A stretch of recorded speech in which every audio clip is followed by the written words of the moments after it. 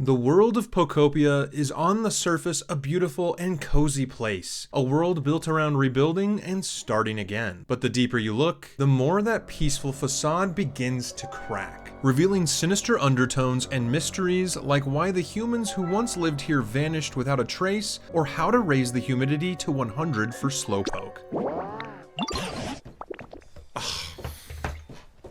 80 points out of 100, what else do I have to do? But one of the strangest mysteries begins with something that's easy to miss. A random report lying on the ground, which at first seems unimportant, until you keep reading it. And that's when you realize the note is describing something that should not exist: a Yellow Shellos. As far as we know, there are only two forms of Shellos: the East Sea and the West Sea, blue and pink. So what is this mysterious Yellow Shellos, and why isn't it anywhere in Pokopia? Does it actually even exist? Well, there are a few hidden clues scattered throughout the game that suggest it might, so let's take a closer look and see if we can't unravel the mystery of Pokopia's Yellow Shellos.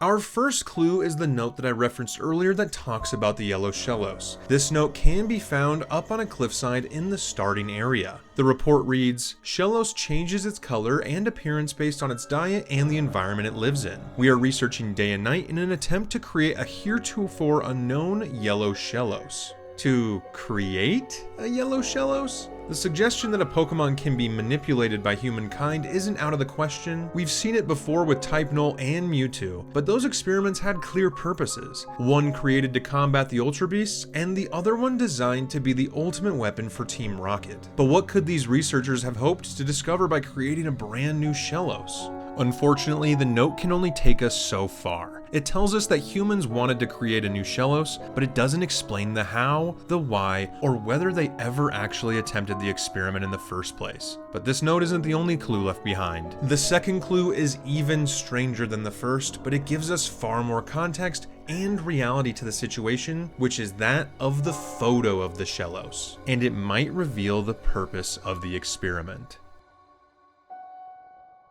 This picture is found in a worn down room with a pool of water next to it, located directly below where the Shellos report is discovered. In this photo, we see both East and West Sea Shellos sitting together in front of an asperberry, surrounded by nothing but yellow. If you remember from earlier, the researchers told us that Shellos changes its color and appearance based on its diet and the environment it lives in. And here we now have two Shellos placed in a room adorned with yellow, from the flowers to the furniture, and being fed nothing but asperberries. Now, the berry itself might seem like a simple visual detail, especially since the asperberry is the only yellow berry found in Pokopia. But when we look deeper into what this berry actually is, the experiment starts to make much more sense and starts to hint at a purpose for it. See, the asperberry is based off of the Asian pear, a fruit that is capable of surviving freezing temperatures due to its ability to remain dormant during the cold winter months. In other words, it's a plant that is naturally adapted to withstand extreme cold. If the people of Pokopia really did abandon this world, leaving Earth for space, then an experiment like this makes a lot of sense.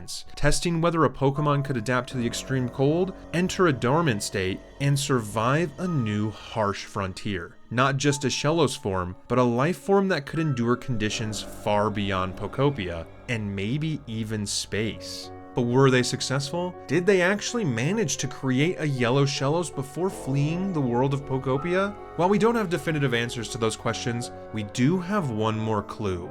One that points us even closer to the possibility that this unique Shellos might truly exist, and a clue that ties the previous two together.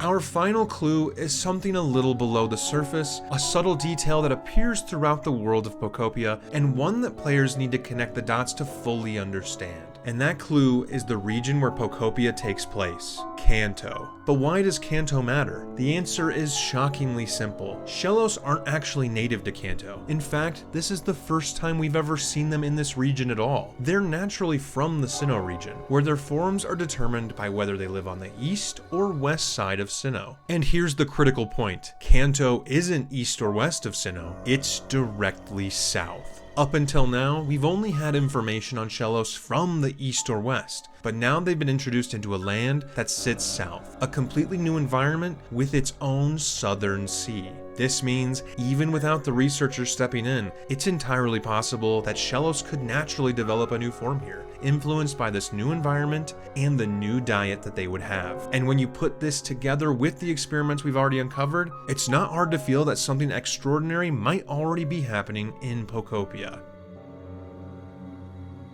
When putting all these clues together, the mystery of Pokopia's Yellow Shellos actually becomes a lot clearer. Researchers in Pokopia were actively experimenting on Shellos, changing its environment and feeding it only yellow asperberries in an attempt to create something completely new, possibly as a way to test how life might survive extreme conditions, whether in space or on a world that was beginning to change. And all of this is happening in Kanto, a region where Shellos don't even exist in the first place. So between human experimentation and a completely new environment, the possibility becomes very real. A third form, a Yellow Shellos. But if the researchers actually succeeded before abandoning this world, that leaves one final mystery. Where is it now? Because if the Yellow Shellos really exists, it might still be somewhere in Pokopia's waters, dormant, hidden, and waiting to be found. So what do you think? Does the Yellow Shellos actually exist? Or was this experiment a failure?